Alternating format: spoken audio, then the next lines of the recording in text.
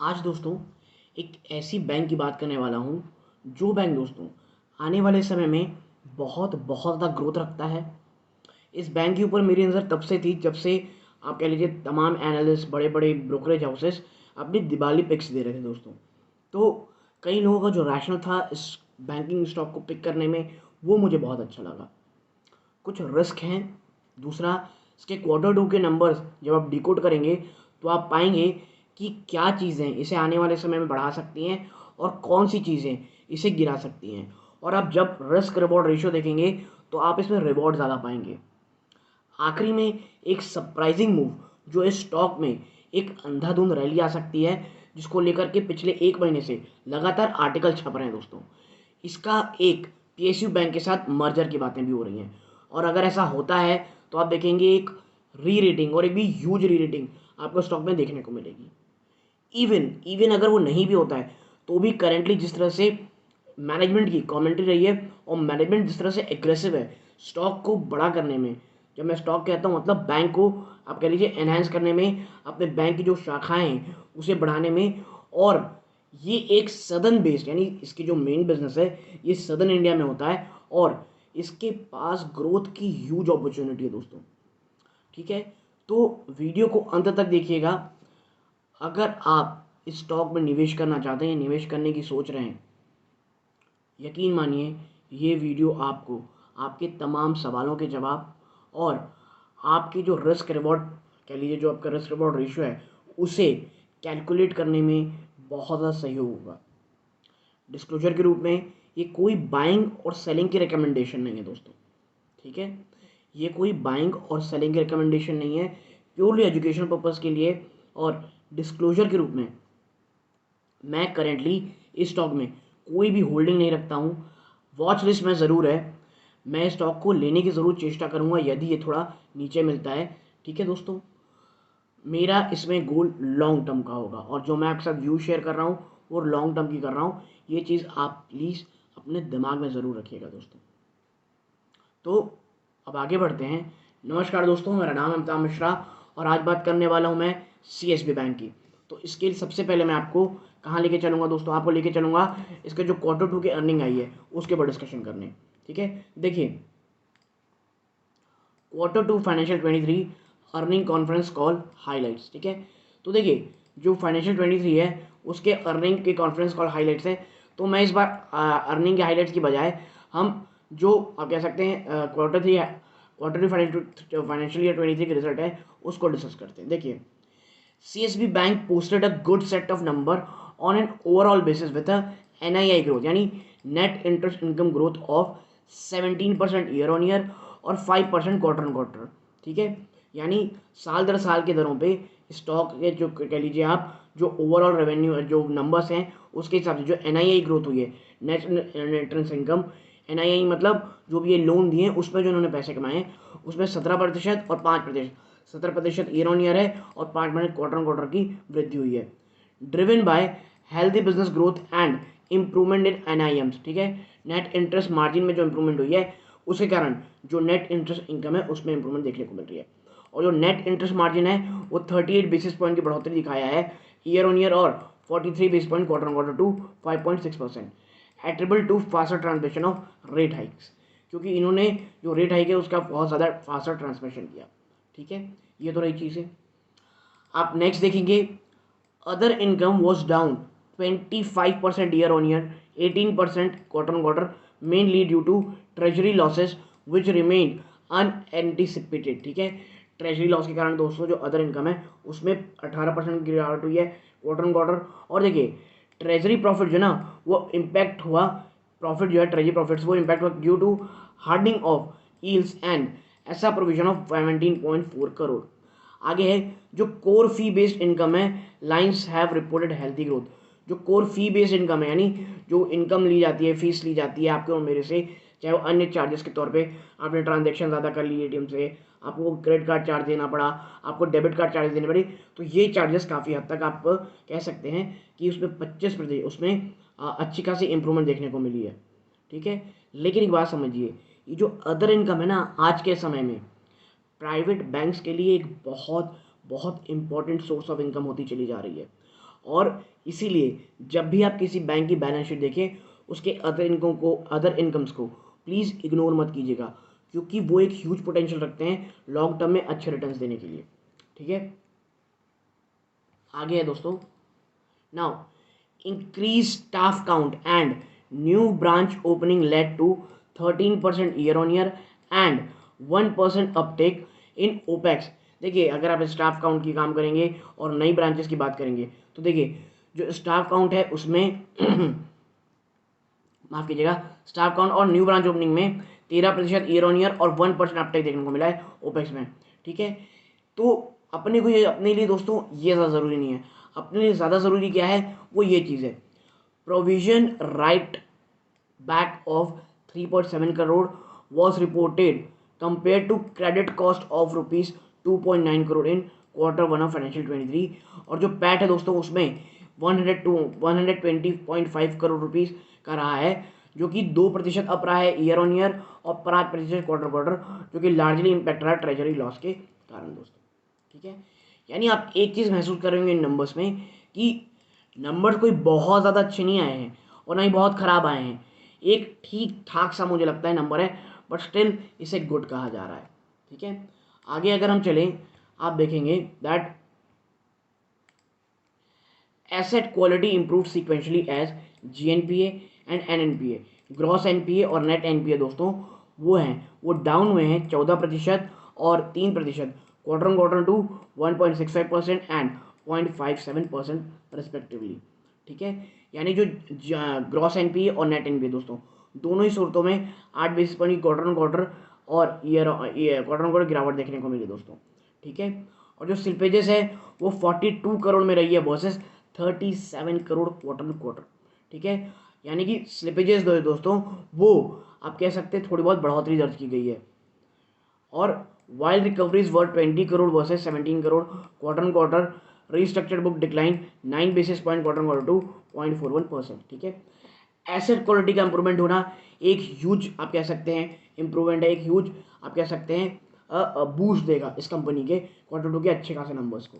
ठीक है, आगे है जो बिजनेस ग्रोथ रही है वो बहुत हेल्दी रही है, क्योंकि जो एडवांसेस दोस्तों वो 24% बढ़े हैं ईयर ऑन ईयर और 8% बढ़े हैं क्वार्टर टू 17,468 करोड़ रुपीज़। जो गोल्ड लोन का सेगमेंट है ग्रो एट अ फास्ट, वो बहुत तेजी से बढ़ा है। और CSB बैंक का जब आप लोन पोर्टफोलियो देखेंगे तो उसमें आपको गोल्ड एक बहुत बड़ा कह लीजिए कॉन्ट्रीब्यूटर दिखाई देगा। और गोल्ड सेगमेंट में बढ़ोतरी होना 47% year on year and now forms 46% of total loan book. इसीलिए मैंने पहले ही कहा था कि जो CSB बैंक है दोस्तों उसके लिए गोल्ड लोन बहुत इंपॉर्टेंट चीज़ है। और जिस तरह से वो बढ़ा है अब Q2 के नंबर्स के बाद 46% टोटल लोन बुक का ये रखता है अपने पास। डिपॉजिट जो है दोस्तों वो 10% ईयर ऑन ईयर बढ़े हैं, जबकि जो कासा डिपॉजिट है उसमें 16% की आपको ईयर ऑन ईयर वृद्धि देखने को मिल रही है। यानी कि एज अ बैलेंस शीट के रूप में, एज अ लोन ग्रोथ के रूप में, और कंपनी का जो फोकस गोल्ड लोन की तरफ है उसके हिसाब से काफ़ी अच्छी चीज़ें हमें यहाँ देखने को मिलेंगी। तो ये तो बात हो गई किस चीज़ की, क्वार्टर नंबर्स की। मैं इसे थोड़ा नीचे करता हूँ ताकि आप कॉन्फ्रेंस कॉल के हाईलाइट्स भी पढ़ सकते हैं, पॉज करके देख लीजिएगा, क्योंकि अगर मैंने पूरे वीडियो बनाया तो ये बहुत समय लग जाएगा दोस्तों। ठीक है, अब बात करते हैं ग्रोथ की। देखिए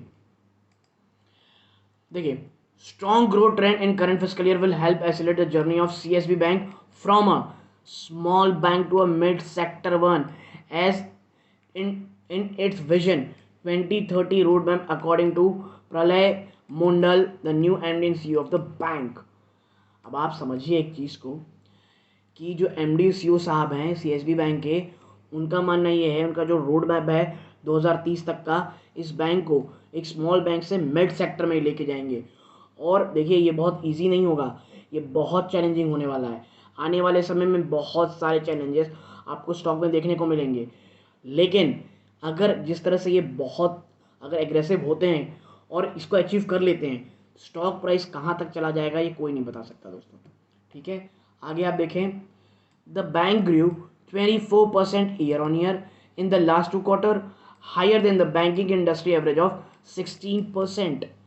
ये जो बैंक है दोस्तों CSB जिसकी मैं आपके साथ वीडियो लेके आया हूँ, वो अब पिछले 2 क्वार्टर में 24% की दर पे बढ़ा ईयर ऑन ईयर, और ये इंडस्ट्री का एवरेज जो कि 16% है उससे काफ़ी ज़्यादा है।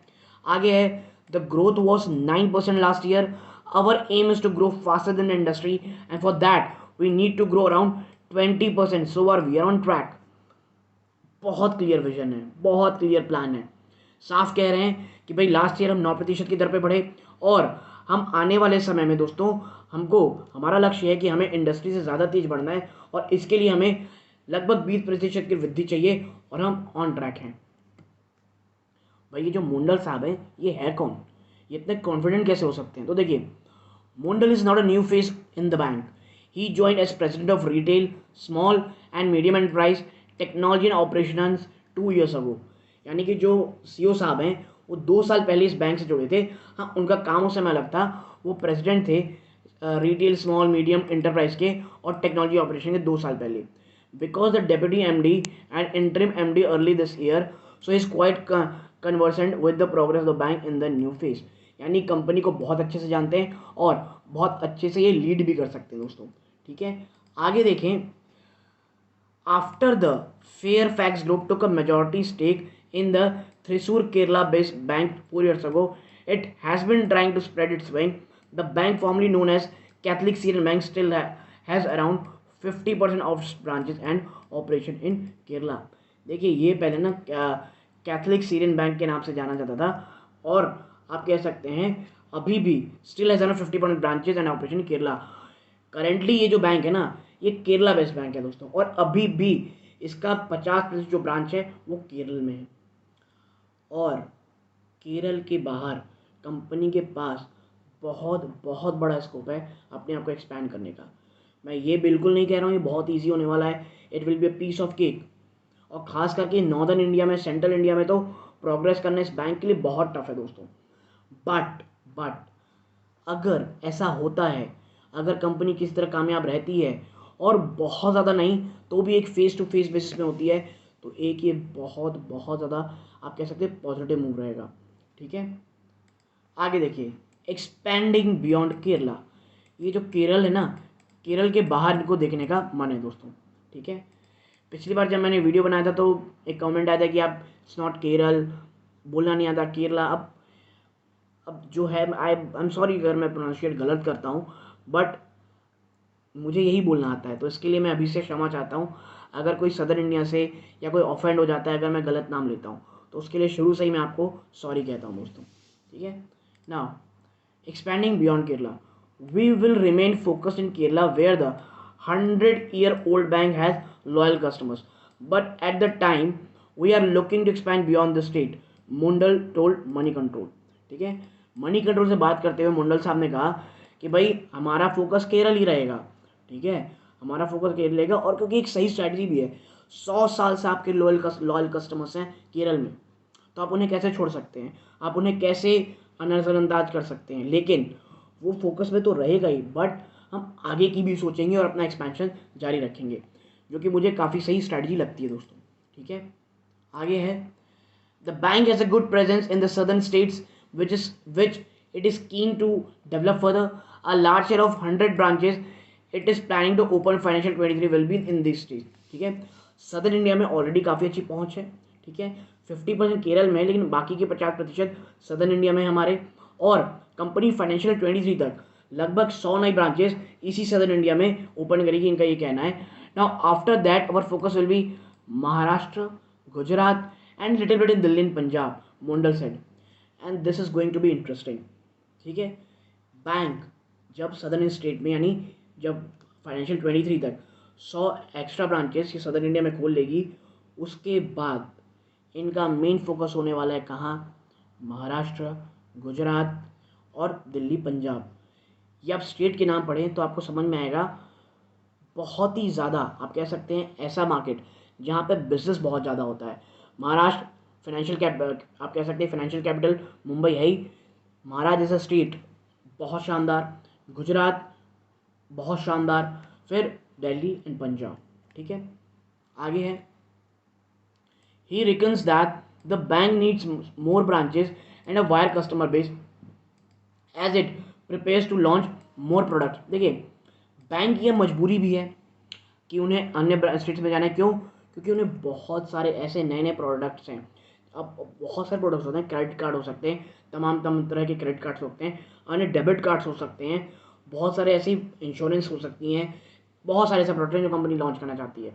ठीक है, आगे है, just increasing assets is not enough. We need liabilities too for funding. While western regions of the country are the wealth market, the northern part are good for liability side. ठीक है, तो ये बहुत ही मुझे लगता है काफ़ी शानदार लाइन इन्होंने कही है। इनका कहना है कि भाई सिर्फ एसेट बढ़ा लेने से ना ग्रोथ नहीं आएगी, आपको लाइबिलिटी भी लानी पड़ेगी। और इनका साफ कहना है कि भाई वेस्टर्न रीजन जो है, जो वेस्टर्न रीजन है वो तो बहुत शानदार है, कंट्री वेल्थ है, लेकिन जो नॉर्दर्न इंडिया है वहाँ से लाइबिलिटीज़ भी चाहिए दोस्तों। ठीक है, he expect this branches to boost the bank's non treasury income. Currently the bank's ratio of core fee to core income is lower than the banking industry average.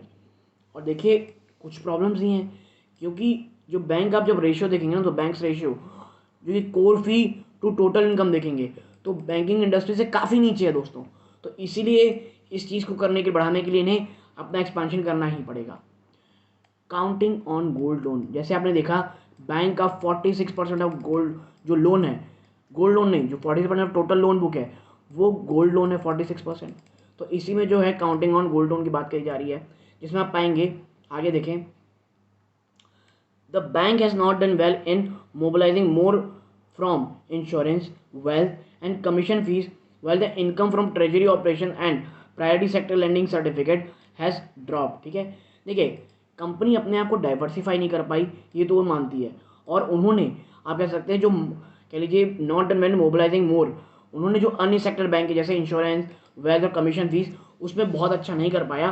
और जो ट्रेजरी इनकम है, operation है, income है जो treasury operation से, और PSLC यानी priority sector lending certificate है, उससे अब धीरे धीरे कम हो रही है। Admittedly, gold loans that currently account 43% overall asset mix will remain as one of the strong points of the bank. It grew by 47% in the last quarter, but it will be difficult to maintain the growth since it is against a low base last year. But we expect the gold loan growth to be between 40-45% for next 1 year. देखिए मोंडल साहब ये कह रहे हैं कि भाई जो हमारी ग्रोथ है ना वो इट ग्रो बाय 47%, वो माफ़ कीजिएगा, वो 47% की दर पे बढ़ी है। रीज़न उन्होंने बताया कि भाई ये जो पेस है ना 47 बढ़ी, ये आने वाले समय में शायद उतनी अच्छी ना रहे। रीज़न पिछले साल का लोअर बेस था, लेकिन उनका ये मानना है कि जो ग्रोथ है दोस्तों आने वाले में गोल्ड लोन की, आने वाले 1 साल में वो 40 से 45% के बीच रहेगी। आगे आप देखें, Kerala and Tamil Nadu are leading this business for the bank with strong support from other southern states. Mondal recognizes the need to have multiple product to attract more customer. और देखिए तमिलनाडु और केरल से तो जो गोल्ड लोन कस्टमर है वो बहुत तगड़े आ रहे हैं और वहाँ से ग्रोथ बहुत अच्छी हो रही है, और अन्य सदर्न स्टेट से भी हो रही है। लेकिन अगर आपको अपना कस्टमर बेस बहुत ज़्यादा बढ़ाना है तो आपको नए प्रोडक्ट्स लाने ही पड़ेंगे। ये CEO साहब बहुत शानदार तरीके से कह रहे हैं। आगे है, for instance to strength current and savings account CASA. ठीक है, कासा को अपने मजबूत करने के लिए we need customers to have account with us. ठीक है, और देखिए अगर कासा यानी करेंट अकाउंट सेविंग्स अकाउंट को मजबूत रखना है तो इनका ये कहना है कि वी नीड कस्टमर्स, हमको कस्टमर चाहिए और उसके लिए हमें अकाउंट चाहिए भाई, and that will happen only when they have EMI, vehicle loan payment. और देखिए अगर आपको कासा रेशियो मेंटेन करना पड़ा, आपको मेंटेन करना है, आपके पास क्या होनी चाहिए दोस्तों, आपके पास कस्टमर होने चाहिए, और अन्य आप वो क्या करें, अन्य चीज़ प्रोडक्ट को यूज़ करें, जैसे EMI में पैसे डालें, आप कह सकते हैं व्हीकल इंश्योरेंस लें, लोन लें, व्हीकल लोन लें, अन्य तरह के लोन लें, जिस कारण कासा रेशियो मजबूत हो। उसके लिए आपको कस्टमर चाहिए, वो भी बहुत बड़े। ठीक है, हम थोड़ा आगे चलते हैं। आप देखिए लोन प्रोडक्ट क्रेडिट कार्ड्स, देखिए the bank had several loan product earlier which it will be relaunching under a centralize process. देखिए पहले बहुत सारे लोन प्रोडक्ट थे, बट उसे अब रीलॉन्च किया जाएगा on the annual are vehicle loan inclusive of commercial vehicle loan for commercial equipment. ठीक है, तो भाई ये वही बात कह रहे हैं कि भाई हम लोन्स लेकर के आएंगे अन्य अन्य प्रकार के अब। ठीक है, अन्य सेंट्रलाइज प्रोसेस के थ्रू। ठीक है, और देखिए bank is gearing up, bank अब तैयारी कर रहा है to introduce credit card in a month with a partner, किसी पार्टनर के साथ। और ये पार्टनर का जो सिस्टम दोस्तों ये बहुत ज़बरदस्त चला है। Flipkart axis bank credit card तो धमाका मचा रखा है। ऐसे ही कुछ पार्टनर अगर ये करते हैं और क्रेडिट कार्ड लॉन्च करते हैं, it will be very good. As for housing loans, the bank will cater to those seeking premium facilities through a tie with HDFC। ठीक है, तो देखिए हाउसिंग लोन्स के लिए कम बैंक जो है काफ़ी अच्छे कह लीजिए काम कर रही है HDFC से टाइप करके, and will directly serve the medium range housing segment need. और जो मीडियम रेंज के हाउसिंग सेगमेंट की नीड है वो इन्हें काफ़ी हद तक कह लीजिए काफ़ी हद तक फुलफिल कर पाएंगे उनके जो नीड है। The small size of balance sheet of the bank prevents it from having a say in large corporate loan, but it expect to emerge corporate entities, NBFCs and mid-market companies. अभी जो आपको अगर इतनी देर से एक चीज़ जरूर समझ में आएगी और इनकी भाषा से, इनकी कम्युनिटी से भी समझ में आएगी, बैलेंस शीट बहुत छोटी है दोस्तों। और बैंक को अगर ग्रोथ करना है तो इन्हें अपनी बैलेंस शीट, इन्हें जो इनके पास जो पैसे हैं, जो एसेट अंडर मैनेजमेंट है, उसे बहुत बड़ा करना पड़ेगा। उसके लिए इन्हें अकाउंट चाहिए ताकि वह बड़े कॉर्पोरेट लोन दे पाएँ, और अभी वो नहीं दे पा रहे हैं। ये डर साफ देखने को मिल रहा है। The bank hope to do better in NRI, non national Indian deposit, with half its branches in Kerala. ये जो आप कह सकते हैं जो NRI डिपॉजिट है वो बहुत तगड़ा होगा, इनका ये मानना है आने वाले समय में। ठीक है, और वो लगातार जारी रहेगा आगे। देखिए क्योंकि केरल से रेमिटेंसेस बहुत आते हैं दोस्तों, और क्योंकि मिडिल ईस्ट में जो मुझे लगता है, मैंने एक रिपोर्ट भी पढ़ी थी कि मिडिल ईस्ट कंट्रीज़ में जो केरल के पीपल हैं वो काफ़ी अच्छे तरीके से वहाँ काम कर रहे हैं और बहुत सक्सेसफुली काम कर रहे हैं। और at present it is around 23% of total deposit. आप समझिए NRI डिपॉजिट इस बैंक के लिए 23% है इनके टोटल डिपॉजिट का। अभी कितना बड़ा वजन है आप खुद समझ सकते हैं। In the last 1 year, the NRI having better option outside India. The inward remittances and NRI deposit have not grown much, but I think it will change in another year. देखिए NRI के पास ना दोस्त, NRI के पास बहुत सारे शानदार option हैं भारत के बाहर, इसलिए जो इनवर्ड रेमिटेंसेज हैं NRI डिपॉजिट में उतनी तरह से ग्रोथ नहीं दिखा रहे, बट आने वाले समय में दिखाएंगे, ऐसा बैंक के CEO साहब का मानना है। आगे है deposit rates and credit growth, deposit rate और क्रेडिट ग्रोथ। तो देखिए Mondal is firm on keeping deposit rate at a sustainable level, as he believes higher rates will attract rate sensitive customer who may not stay with the bank in the long run। देखिए, और ये बहुत सही चीज़ों में कही है। मोंडल साहब का कहना है कि जो डिपॉजिट रेट है दोस्तों उसे काफ़ी सस्टेनेबल लेवल में रखेंगे, क्योंकि यदि आप इंटरेस्ट रेट हायर रखते हैं और जो रेट सेंसिटिव कस्टमर है आप उन्हें एक्वायर तो कर सकते हैं, बट लॉन्ग टर्म में आपका साथ नहीं देंगे। ठीक है, आगे है overall credit growth in the industry has been 16-17%, triggered mainly by the buoyancy in retail and SME sector, but to reach the pre pandemic level corporate credit should look up. देखिए जो कॉर्पोरेट क्रेडिट है ना, pre pandemic level में आने के लिए corporate credit बहुत ज़्यादा ज़रूरी है। आगे लिखा हुआ है we are already seeing signs of this with corporate start to look capex and more investment, he said, adding the credit growth touch 89% October. The bank has a build sustain and scale strategy under vision 2030। देखिए bank का एक vision है 2030 और इसको लेकर के बहुत शानदार प्लान्स हैं, जिसमें एक ये भी है कि कॉर्पोरेट क्रेडिट को भी काफ़ी अच्छे तरीके से बढ़ाना है, अपने कस्टमर बेस को बढ़ाना है, नए प्रोडक्ट्स लॉन्च करने हैं, जो नए नए लोन्स हैं उसे आप बांटना है, ताकि बैलेंस शीट बड़ी हो, और जो बैलेंस शीट बड़ी होगी तो जो बड़े लोन्स हैं वो हम दे पाएंगे। We want to sustain current business like gold loan, build technology process and product for future and scale up post 2027 to grow bigger. 2027 के बाद से जो ग्रोथ की ट्रेजेक्ट्री है वो बहुत बड़ी होगी दोस्तों। आगे है ऐसी क्या चीज़ है जो उसे बहुत सबसे ज़्यादा ट्रिगर करेगी, वो ये है दोस्तों। ठीक है, आप देखें बहुत बहुत बड़ी चीज़ है ये। Then what ailing the stock, as per media report Canadian billionaire Prem Watsa backed Fairfax Financial Holding is keen to acquire majority stake in IDBI Bank. Since the RBI may not permit Fairfax to be a promoter of two banks, either CSB Bank may be merged with IDBI Bank or Fairfax may exit CSB Bank, the former being more likely। ठीक है, अब देखिए Fairfax क्या चाह रहा था, वो IDBI bank में अपना बड़ा हिस्सा चाह रहा था लेना, लेकिन उसका ऑलरेडी स्टेक है दोस्तों किसमें, CSB बैंक में। तो जो बैंक है दोस्तों ये वो ये चाह रहा है, वो अब ये सोच रहा है कि भाई मैं सीएसबी बैंक से हट करके आईडीबीआई बैंक खरीद लेता हूँ, या सीएसबी बैंक मर्ज हो जाएगी आईडीबीआई बैंक के साथ। तो जो पहला वाला अगर ऐसा होता है तो ये कह सकते हैं विस्फोट हो सकता है री रेटिंग है, और अगर ऐसा उल्टा होता है तो फिर उतनी ही बड़ी गिरावट भी हो सकती है दोस्तों। ठीक है, अब merger with IDBI bank will fundamentally positive for CSB bank as it will lead to a bigger scale operation with a diversified loan book and better funding profile, but the merger will dilute the return ratio enjoyed by CSB bank now. लेकिन अगर merger के बाद दोस्तों जो return ratio है ना जो CSB bank enjoy करता है वो गड़बड़ हो जाएगी, तो ये भी थोड़ी सी प्रॉब्लम, बट लॉन्ग टर्म में इन्हें काफ़ी अच्छी फायदा भी हो सकता है दोस्तों। ठीक है, आगे perhaps for this reason CSE banks will stop very muted despite strong return ratio। और यही कारण है, ये जो है ना दोस्तों कि स्टेक बेच सकते हैं या खरीदा जा सकता है, मर्जर हो सकता है, ये दो धारी तलवार है। अगर ये सही हो जाती है तो स्टॉक भाग जाएगा और नहीं होता तो गिर जाएगा। और यही कारण है कि इतना ज़्यादा ओवर हैंग आपको स्टॉक में देखने को मिल रहा है, जबकि स्टॉक की परफॉर्मेंस बड़ी शानदार है। तो सीएसबी बैंक में आप निवेश करने से पहले ये चीज़ें दिमाग में ज़रूर रखिएगा दोस्तों। But as a growth prospectus मुझे लगता है स्टॉक काफ़ी हद तक एक अच्छा स्टॉक है दोस्तों। तो यदि आपको ये एनालिसिस पसंद आई हो, ये एक बहुत ही ज़्यादा एक यदि अच्छा एनालिसिस देने की कोशिश थी, अगर अच्छी लगी हो चैनल को सब्सक्राइब करके वीडियो को लाइक ज़रूर कीजिएगा दोस्तों। यहाँ तक जुड़े रहे, अपना कीमती समय दिया, इस बात का बहुत बहुत धन्यवाद दोस्तों। ये इस वीडियो का अंत है। जय हिंद दोस्तों।